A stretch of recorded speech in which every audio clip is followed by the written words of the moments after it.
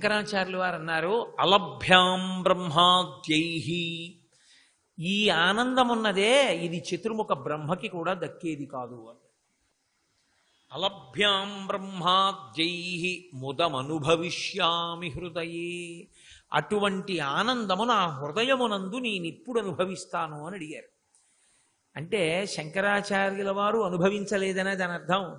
శంకరాచార్యుల వారు అనుభవించలేదని కాదు, మీరు అనుభవించలేదని కఠినంగా అన్నారు. ఓరి పిచ్చివాడా, ఆనందం ఆనందమని నువ్వు తిరుగుతున్న ఆనందములన్నీ క్షణికములు, అవి సుఖములు, అవి బంధనహేతువులు, అవి దుఃఖహేతువులు, అవి శాశ్వతములు కావు. ఇదిగో ఈ సుఖమున్నదే ఇది శాశ్వత సుఖము. ఇలా ధ్యానం చేయడం నేర్చుకో. ఇది ఇందులో మీరు ఒక విషయం గమనించి ఉంటారు. మీరు మనసుని ఒకే వస్తువు మీద నిలబట్టవలసినటువంటి అవసరం లేదు.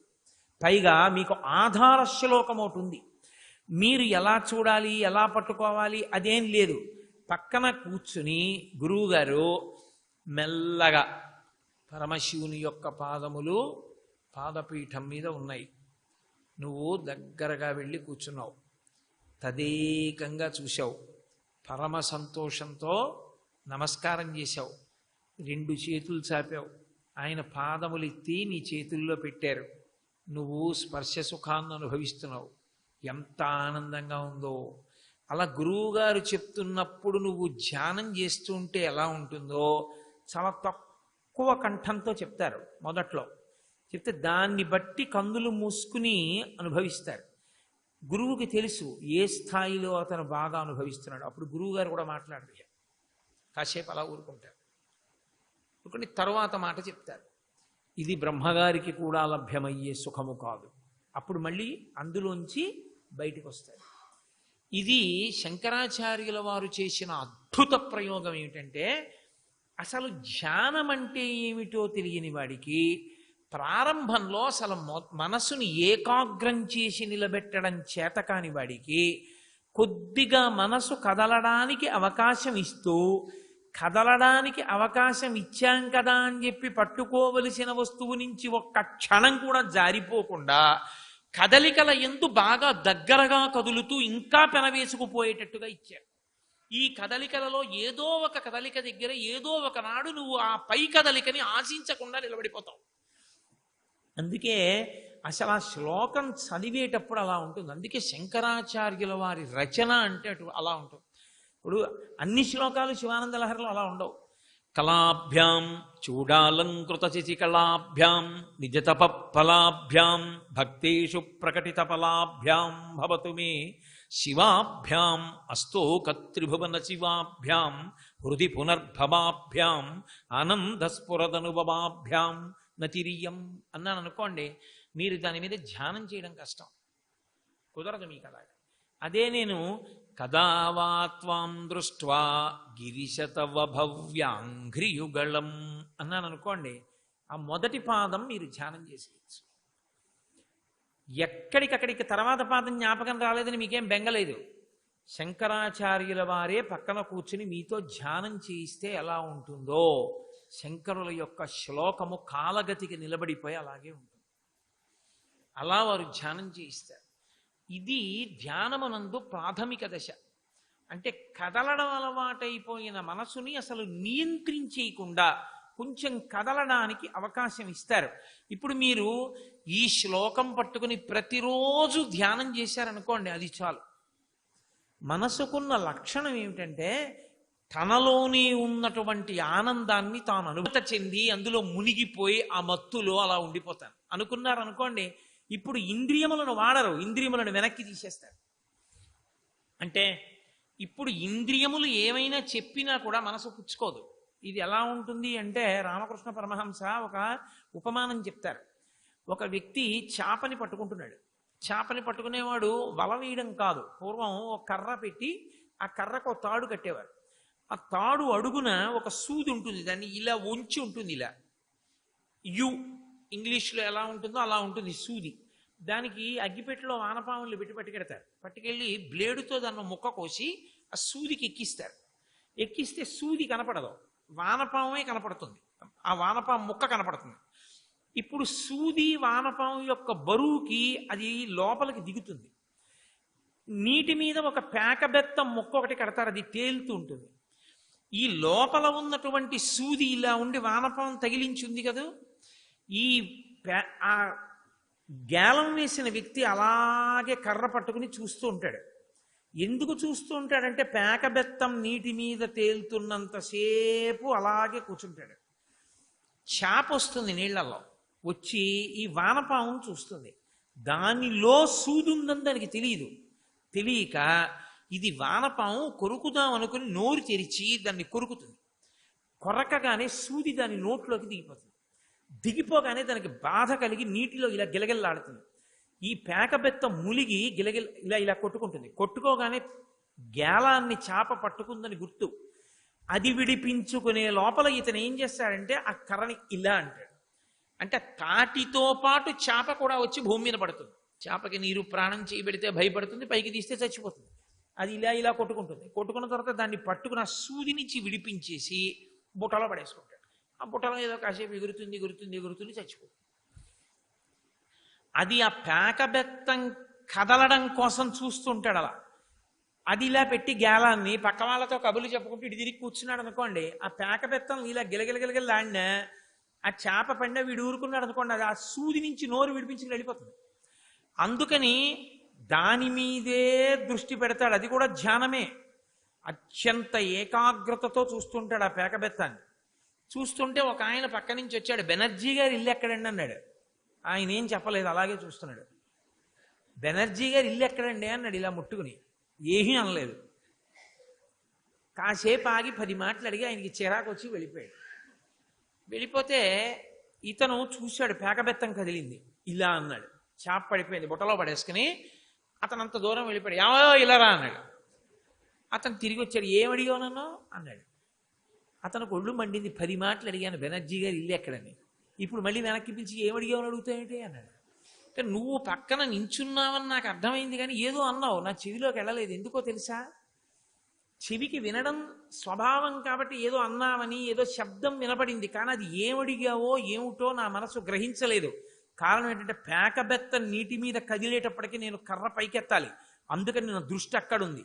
ఇప్పుడు ఒక చేపని పట్టుకోవడానికి ప్రయత్నమునందు మగ్నమైన వాడికే పక్కనొచ్చిన వాడి మాట చెవి పట్టుకున్న మనసు పట్టుకోకుండా చెవి మనసు నుంచి విడిపోతే ధ్యానమునందు నువ్వు పరమోత్కృష్టమైనటువంటి పరమేశ్వరుని యొక్క పాదములు పట్టుకున్నప్పుడు ఇంద్రియముల అవసరం నీకెందుకు? ఇంక అసలు సుఖానికి తిరస్కరిస్తావు ఇంద్రియాలన్నప్పుడు. ఇన్నాళ్ళు ఇంద్రియములతో పోగులు పెట్టుకున్న వాడివి సుఖాలని, ఇప్పుడు నాకు ఇంద్రియాల యొక్క పని లేదని వెన్నుపాము నిటారుగా పెట్టుకుని ఇది భవ్యాంఘ్రియుగళం, నువ్వు ఇంద్రియములతో తెచ్చిన సుఖాలన్నీ కూడా కామక్రోధ స్వరూపాలు కాబట్టి అవి వాసనాబలంగా నిలబడి పునర్జన్మల్ని పెంచుతాయి. ఇది పునర్జన్మల్ని తగ్గించేస్తుంది. ఎందుకని? పరమేశ్వరుని పాదములను ఎంత గట్టిగా పట్టుకున్నావో ఆ గట్టితనాన్ని చూస్తాడు. అక్కడ నుంచి నువ్వు జారిపోకుండా ఉండడానికి నువ్వు చేసిన ధ్యానం ఇంకా పెరిగేటట్టుగా నిన్ను అవకాశం ఇస్తాడు వచ్చే జన్మలో. ఈ జన్మలో మోక్షం పొందకపోవచ్చు, సాధన చేశారనుకోండి, మీ సాధన ఎక్కడ వరకు చేసినప్పుడు మీ ఆయుర్దాయం అయిపోయిందో అక్కడ పరమేశ్వరుడు చూసి వీడు చిత్తశుద్ధితో చేశాడరా సాధన, ఇది కొనసాగింపబడడానికి యోగ్యమైన చోట పుట్టిస్తానంటాడు. జన్మత ఒక మహాపండితుడు, అనుష్ఠాన తత్పరుడు, పరమభక్తి కలిగిన వాడి ఇంట్లో పుడతాడు. తండ్రే గురువు, తండ్రి దగ్గర సమస్తం నేర్చుకుంటాడు. గత జన్మలలో ఉండిపోయినటువంటిది ఇప్పుడు కొనసాగుతుంది. అందుకే మీరు చూడండి, భగవాన్ రమణుల వంటి వారికి అరుణాచలం అని మాట వినపడిందంతే ఆయన వెళ్ళిపోయారు. అది గత జన్మలలో ఉన్నటువంటి సంబంధం. అది ఏదో ఒక మాట చేత పైకి వస్తుంది. ఇది పెట్టుబడిగా ఉత్తర జన్మలలో నువ్వు జన్మ తగ్గిపోయేటట్టుగా ఈశ్వరుడికి దగ్గరైపోవడానికి పనికొస్తుంది. నువ్వు ఇంద్రియములతో కూడుకున్న వస్తువుల్ని పట్టుకున్నావు, కంటితో చూసినది ఏదో పై వస్తువులు అవి పట్టుకున్నావు, అవి పునర్జన్మల్ని పెంచేస్తాయి, లోపల ఆవేశాన్ని పెంచేస్తాయి, కామక్రోధాల్ని పెంచేస్తాయి, విపరీతమైన ఉద్వేగాన్ని పెంచేస్తాయి. ఆయుర్దాయము క్షీణిస్తుంది, ఆరోగ్యము క్షీణిస్తుంది, పునర్జన్మలా పెరిగిపోతాయి. పరమేశ్వర పాదములను ధ్యానం చేశావు, పరమేశ్వర స్వరూపాన్ని ధ్యానం చేశావు, కామక్రోధములు తగ్గిపోతాయి. ఇంద్రియముల యొక్క అవసరం తగ్గిపోతుంది. నీ శరీరము ఉడుగుతున్నప్పుడు కూడా నీకు ఇంకా బయట పూజా మందిరంతో సంబంధం ఉండదు. ఒక సుముహూర్తం చూసి కొడుక్కి అప్పచెప్పి నీరాజనం ఇచ్చేటప్పుడు పిలవరా కళ్ళకద్దుకుంటానని చెప్పి, ఎప్పుడైనా నైమిత్తిక తిథిలో నేను వచ్చి కూర్చుని చేస్తాను, నువ్వు చేస్తూ ఉండు పూజ అని చెప్పి నువ్వు స్నానం చేసి ఇలా కూర్చుంటే చాలు. నువ్వు సమస్తమైన పూజని ధ్యానమునందు పరికల్పన చేయగలవు. ఆ శక్తి వచ్చేస్తుంది. ఇప్పుడు భావనామాత్ర సంతుష్టాయి నమః అని అమ్మవారికి పేరు. నువ్వు నీ భావనతో ఎంత దగ్గరవుతున్నావో అది మనసుకి ఏమైపోతుందంటే మెల్లమెల్లగా అది అలవాటు పడిపోయి మీ ప్రయత్నం అక్కర్లేకుండా, చూడండి 5 అయ్యేటప్పటికీ ఇలా వాచి చూసుకుని ఇంకెప్పుడింటికి వెళ్ళిపోదామా అని చూస్తాం ఆఫీసులో, అలా ఎప్పుడు ధ్యానంలోకి జారిపోదామా అని చూస్తుంది. అందుకే మీరు చూడండి, ఎక్కువ దృష్టి పెట్టి జపం చేసే అలవాటు ఉన్నవాళ్ళు, ధ్యానం చేసే అలవాటు ఉన్నవాళ్ళు, వాళ్ళు అటువంటి క్రమంలో ఉండగా మీరు వెళ్ళి పలకరిస్తే వారు మాట్లాడుతూ అని మళ్ళీ ఇలా కళ్ళెత్తి మాట్లాడుతూ ఉంటారు. మీరు ఎప్పుడైనా చూశారో లేదో నాకు తెలియదు అటువంటి వారిని. రాఘవనారాయణ శాస్త్రి గారు అబ్బాయితో మాట్లాడితే అలాగే ఉంటుంది. ఆయన ధ్యానంలోకి వెళ్ళిపోతూ ఉంటారు, మళ్ళీ లేస్తుంటారు, ఇలా లేచి మాట్లాడుతూ ఉంటారు. అది మనసుకి అలవాటైపోయి అస్తమానం ధ్యానంలోకి వెళ్ళిపోతూ ఉంటుంది, వెళ్ళిపోయి భగవంతుణ్ణి పట్టుకుంటుంది. ఇది రాత్రి నిద్రపోయి స్వప్నావస్థలో ఉన్నప్పుడు కూడా భగవంతుడి పాదములే పట్టుకుని తిరుగుతూ ఉంటుంది. ధ్యానము యొక్క కొనసాగింపు చిట్ట చివరికి ఎక్కడికి వెడుతుందంటే, ఒక్కొక్కచో అదృష్టం బాగుంటే సమాధి స్థితికి వెళ్ళిపోతారు. ఆ సమాధి స్థితి యందు కుంభకము జరుగుతుంది. కుంభకము అంటే ఇక ఊపిరి తీసి విడిచిపెట్టని స్థితి వస్తుంది. పతంజలి యోగశాస్త్ర రహస్యాన్ని శంకర భగవత్పాదులు సౌందర్య లహరిలో చెప్పారు చోట. అసౌ నాసా వంశస్తు హినగిరి వంశధ్వజపటి తదీయో నీదీయ శిశిరకర నిశ్వాసగళితం అన్న శ్లోకంలో చెప్పారు. శిశిరకర నిశ్వాసగళితం అన్నారు. శంకరాచార్యుల వారికి చంద్రుడి మీద అత్యంత ఇష్టమైన పేరు హిమకరహ. హిమకరహ మారు పేరు శిశిరకరహ. శిశిరకర నిశ్వాసగళితం అంటారు. పతంజలి యోగ భాష్యంలో ఒక మాట ఉంది. మీరు కామ సంబంధమై ఇంద్రియ సంబంధమై, కామ సంబంధమని నేను చెప్పినప్పుడు శరీరగతమైన కామము, స్త్రీ పురుష సంబంధమైన కామం ఒక్కటే కాదు అని నేను మీకు 10 మాటలు చెప్పాను. కామము అని నేను చెప్పినప్పుడు కోర్కెలు అని గుర్తు. కాబట్టి కామ సంబంధము, క్రోధ సంబంధమైనటువంటి ఉద్వేగము ఉంటే మనిషి తీసేటటువంటి ఊపిరి 2 ముక్కు రంధ్రములలోంచి వెళ్ళిన నాడీమండల వ్యవస్థ స్వరూపంలో ఎడమవేపు ముక్కులోంచి పైకెళ్ళి కుడి ముక్కులోంచి బయటికి వస్తుంది. వాయు ఇడ, పింగళ, సుషుమ్న అని ఉంటాయి. అందులో ఇడ ఎడం వైపు ఉంటుంది, పింగళ కుడివైపు ఉంటుంది, సుషుమ్న మధ్యలో ఉంటుంది. సూర్య చంద్ర అగ్ని నాడులవి. ఆ నాడులు ఏదో నరాలు కనపడినట్టు, ఎముకలు కనపడేవి కావు. అవి జ్ఞాననాడులు అంటారు వాటిని. ఆ ఇడ, పింగళ, సుషుమ్న నాడులలో శిశిరకర నిశ్వాస గళితం, అమ్మవారి యొక్క ముక్కు వెదురుదండంలా ఉంది అన్నారు శంకరాచార్యుల వారు. ఎందుకనాలి అంటే, శంకరులు ఏం చెప్పినా ఒక్కొక్క శ్లోకంలో ఒక్కొక్క అద్భుత ప్రయోగం ఉంటుంది. ఇది కూడా ధ్యానం మీద ఉండే శ్లోకం. అందులో సాధారణంగా వ్యాసుడు లలితా సహస్రనామ స్తోత్రం చేస్తే తారాకాంతి తిరస్కారినాసాభరణభాసురా అన్నాడు. తారాకాంతి తిరస్కారి అంటే నక్షత్రముల కాంతిని మించిపోయినటువంటి కాంతి, అంటే వజ్రవైఢూర్యాదులతో కూడుకున్నటువంటి అమ్మవారి యొక్క నాసాభరణము అంటే ముక్కుకు పెట్టుకునే ఆభరణం ఉంటుంది అన్నాడు. కానీ శాస్త్రమునందు ఏమిటంటే అసలు నిజానికి ఆడవారు ముక్కుకు పెట్టుకునేటటువంటి ఆభరణము ముత్యంతో ఉండాలి అని. అందుకే కృష్ణ భగవానుడు కూడా స్త్రీ అంత సౌందర్యమూర్తి. ఆయన ముక్కుకి ముత్యం పెట్టుకుంటాడు. కస్తూరి తిలకం లలాట ఫలకే వక్షస్థలే కౌస్తుభం నాసాగ్రే నవమౌక్తికం అని కదా కృష్ణ కర్ణామృతం. నాసాగ్రే నవమౌక్తికం, ముక్కు చివర ముత్యం పెట్టుకుంటాడు. అమ్మవారు కూడా ముక్కుకి ముత్యంతో కూడిన ఆభరణం పెట్టుకుంది.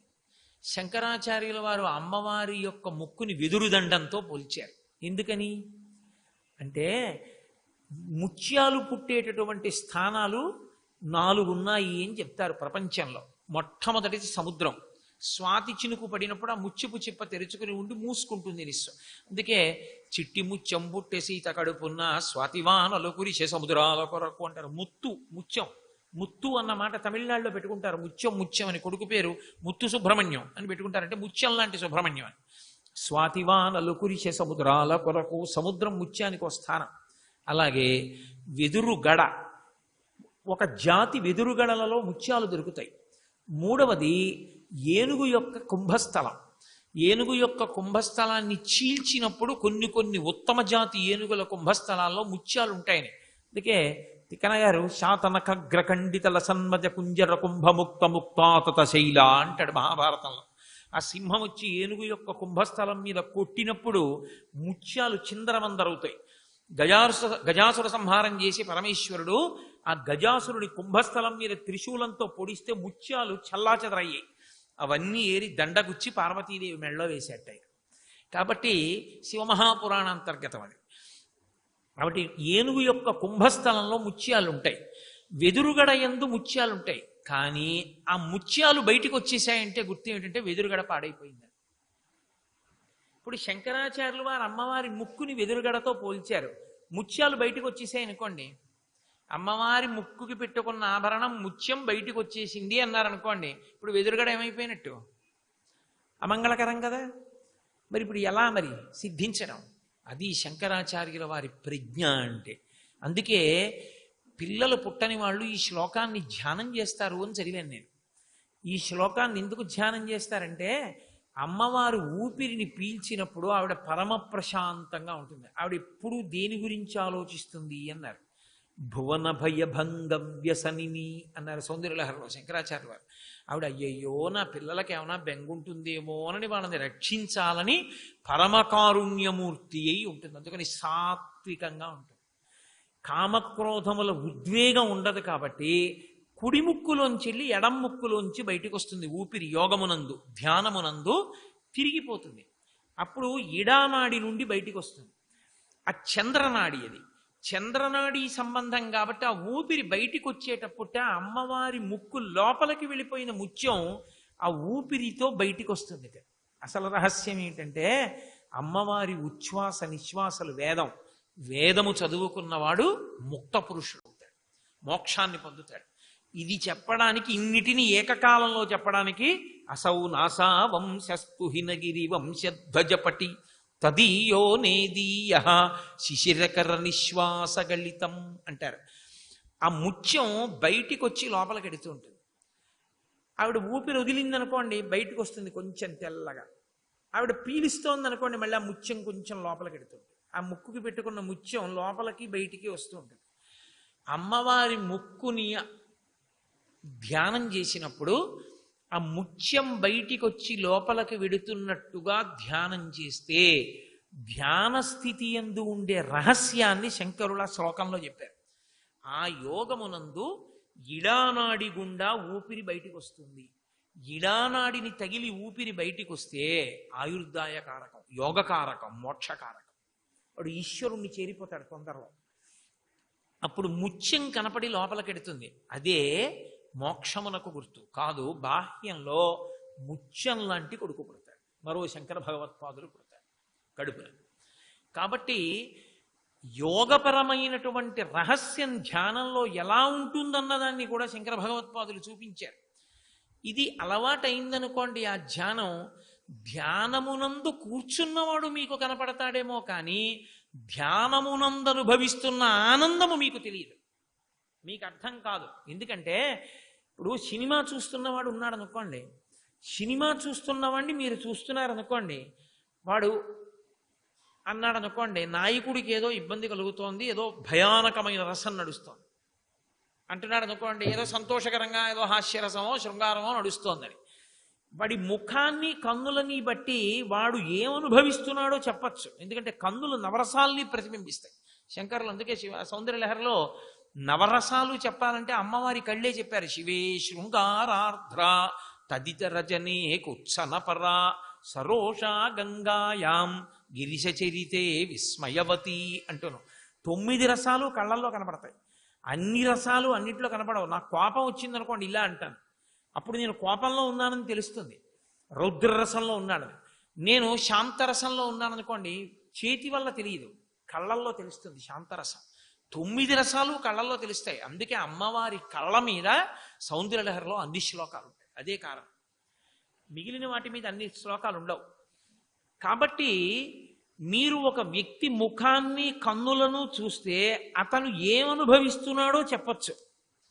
అతను ధ్యానంలో కూర్చున్నాడు అనుకోండి, అతను ఏమనుభవిస్తున్నాడో మీరు చెప్పగలరా? మీరు చెప్పలేరు. ఎందుకు చెప్పలేరంటే ఒక్కటే కారణం, ఇది చిత్రకారునికి కూడా అందనిది, బొమ్మ గీసేవాడు కూడా గీయలేడు ఆ స్థితిని. కారణమేమి అంటే రామకృష్ణ పరమహంస ధ్యానం గురించి చెప్తూ ఒక అద్భుతమైన మాట చెప్తారు. వారు ఏం చెప్పినా అద్భుతంగా ఉంటాయి. ఒక పక్షి తను పెట్టిన గుడ్లు పొదగాలి. పక్షి గుడ్డు చాలా మృదువుగా ఉంటుంది. మీరు ఏమాత్రం కొంచెం గట్టిగానైనా దాన్ని పైకెత్తే ప్రయత్నం చేశారనుకోండి, చిట్లిపోతుంది. చుక్కలు చుక్కలు చుక్కలు చుక్కలు పెట్టుంటాయి ఆ గుడ్లు. తెల్లగా కోడిగుడ్డులా బాతుగుడ్డులా ఉండదు, అది చుక్కలు ఉంటాయి వాటి మీద, రంగురంగులుగా ఉంటాయి. వాటిని కొంచెం గట్టిగా ఇలా పట్టుకుని పైకెత్తారనుకోండి, గడ్డిలోంచి చిట్లిపోతుంది. అది చాలా మృదువుగా ఉంటుంది ఆ పెంకు. దాన్ని పొదగాలి పక్షి. అది పక్షి పొదగడానికి వెళ్ళినప్పుడు ఆ గుడ్లు అలా ఉంచి జాగ్రత్త తిన్నగా వెళ్ళి దాని మీద వాల్దాం. గుడ్లకి వెనక్కి వాలుతుంది, 2 కాళ్ళతో ఇలా నడుస్తుంది. నడిచి కాళ్ళు ఎడంగా పెట్టి ఆ గుడ్లకి యువతలకు వచ్చి ఇలా ఇలా తగల్చి చూస్తుంది. అన్ని గుడ్లు కడుపుకు తగులుతున్నాయి అనుకుంటే కడుపుని బాగా దించకుండా, బాగా పైకెత్తకుండా, గుడ్లు కడుపుకి తగిలేటట్టు తన కడుపు యొక్క వేడి గుడ్డుకి తగిలి, గుడ్డు యొక్క పెంకు వేడెక్కి, ఆ పెంకు యొక్క వేడి లోపల ఉన్న పిండం గ్రహించి, లోపల ఉన్న పిండం పిల్లగా మారుతున్నటువంటి ఆనందం, నాకు పిల్ల పుడుతోంది, నేను పొదుగుతున్నానని ఆనందం పొందుతున్నటువంటి పక్షి యొక్క ఆ సంతోషాన్ని మీరు పక్షి యొక్క కన్నుల యందు చిత్రీకరించగలరా? కుదరదు. ఇలా కూర్చుని అరమోట్పు కన్నులతో ఉన్న పక్షి కనపడుతుందంతే. పక్షి కడుపు గుడ్డుకి తగలడం కానీ, గుడ్డు పెంకు వేడెక్కడం కానీ, వేడెక్కిన పెంకు వలన పిండము పొదగబడడం కానీ, పిండము పిల్లవుతున్న ప్రక్రియని గమనించి సంతోషం పొందుతున్న పక్షి యొక్క ఆనందాన్ని ఏ చిత్రకారుడైనా గీయగలడా? ఎవరైనా చూపించగలడా? చెప్పగలడా? సాధ్యం కాదు. ధ్యానమునందనుభవించేటటువంటి ఆనందమును వాక్కుల చేత వర్ణించుట సాధ్యము కాదు. ఎవ్వరూ చెప్పలేరు. కారణమేమి? అది నీకు మాత్రమే చెందుతుంది. అది నీ అభ్యున్నతికి మాత్రమే కారకమవుతుంది. కొన్ని 10 మంది కలిసి చెయ్యాలి, కొన్ని ఒక్కడే చెయ్యాలి. రథం లాగారనుకోండి 10 మంది లాగాలి. పల్లకి పట్టుకున్నారనుకోండి 10 మంది కలిసి పట్టుకోవాలి. అన్నం తిన్నారనుకోండి ఆకలిసి, మీ ఆకలి తీరడానికి మీరే తినాలి. 10 మంది తింటే నా ఆకలి తీరుతుందండి అందరూ. నీ ఆకలి తినడానికి నువ్వు తినాలి, నీ దాహం తీరడానికి నువ్వు నీళ్లు తాగాలి. నీ జీవుడు ఉద్ధరణ పొందడానికి నువ్వు చేసే ప్రయత్నం ధ్యానం. కాబట్టి ధ్యానమునందు ఇంద్రియములతో ఉద్ధతిని అరికట్టి మనసుని వెనక్కి తెచ్చి క్షేమ వస్తువునందు ఏకాగ్రము చెయ్యాలి. ఈ ప్రక్రియ మీకు అలవాటైందనుకోండి, మనసు డస్సిపోకుండానూ చెయ్యొచ్చు. మనసు ఏకాగ్రముగా ఒకే వస్తువుని చూసేటట్టుగానూ చెయ్యొచ్చు. మీరు ఎంచుకోవడం మీద ఆధారపడుతుంది. ఒకసారి శంకర భగవత్పాదులు చెప్పిన శ్లోకం, సౌందర్యలహరిలో కొన్ని శ్లోకాలు, పెద్దలు ధ్యానమునకు ఇచ్చినటువంటి కొన్ని ఉదాహరణలు, ఇలాంటివి బాగా పట్టుకుని మీరు తర్ఫీదు చేయడం మొదలుపెట్టారనుకోండి, just as a duck gets into water అంటారు ఇంగ్లీష్లో. బాతు నీటిలోకి వెళ్ళిపోయినంత తేలిగ్గా వెళ్ళిపోతుంది మనసు. ఎందుకో తెలుసా? అది బాగా మీకు సురక్షితమైనదని నిర్ణయం చేసిన తర్వాత వేస్తారు ఆ మాటలు. శంకరులు అలా చేశారు కొన్ని ప్రయోగాలు. ధునోతుద్భాంతం అంటూ సౌందర్యలహరిలో చేశారు, శివానంద లహరిలో చేశారు. అవి మీకు తెలిసి ఉండాలి. తెలిసి ఉంటే ధ్యాన ప్రక్రియ చేత ప్రతిరోజు ధ్యానం చేసి అసలు పరమాద్భుతమైన శ్లోకం ఒకటి ఇచ్చేశారు ఆయన. సరస్వతీ కటాక్షం తెచ్చి మీకు ఇచ్చేశారు. అందులో కదా కాలే మాత కదయ కలితాలక్తకరసం పిబేయం విద్యార్థి తవ చరణ నిర్ణీజన జలం. అవి ఎలా ధ్యానం చెయ్యాలో శ్లోకాలను అర్థమైతే కదావా అని మొదలు పెడతారు ఆ శ్లోకాన్ని కూడా. అక్కడ కూడా కదావా త్వం దృష్ట్వా, ఇక్కడ ఇక్కడ అమ్మవారి యొక్క పాదముల యొక్క నిర్వీజన జలం గురించి మాట్లాడతారు. కాబట్టి ఆ శ్లోకాల్లో ఎలా పట్టుకోవాలి ధ్యాన ప్రక్రియని అన్నది మీకు తెలిస్తే తక్కువ కదలికలతో ధ్యానం చేయొచ్చు, ఎక్కువ కదలికలతో ధ్యానం చేయొచ్చు. మనసుని అసలు ఏ కదలిక లేకుండా మీరు అట్టే పెట్టేసేయచ్చు. అట్టే పెట్టేసి నిలబెట్టేయడం మీకు అలవాటైపోతుంది. అలా అలవాటైపోయింది అనుకోండి, అది మీ పెంపుడు కుక్క. మీ మాట వెనక తిరిగిన మనసు అదే అభ్యున్నతి కారకం అవుతుంది. త్యాగరాజస్వామి వారి కీర్తనలో మనసు అవుతుంది. అప్పుడు అది మోక్ష కారణం అవుతుంది.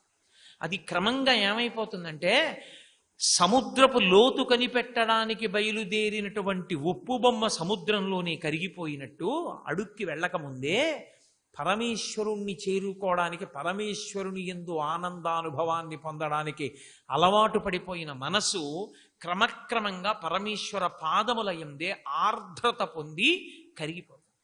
కరిగిపోయి పరమ సాత్వికమైపోతుంది. ఆ సాత్వికమైపోయిన మనసు శుద్ధ సత్వాన్ని ఆవిష్కరించి ఈశ్వరుణ్ణి చేరుకోవడానికి కారణం. అదే జన్మ పరంపరలను తగ్గించి ఉత్తర జన్మలో మళ్ళీ మనుష్యుడిగా గొప్ప సాధన చెయ్యగలిగిన వాడిగా ఉత్తర జన్మ పొందేటట్టుగా చెయ్యగలదు. శ్రీ ఉమామహేశ్వర పరబ్రహ్మార్పణమస్తు. స్వస్తి.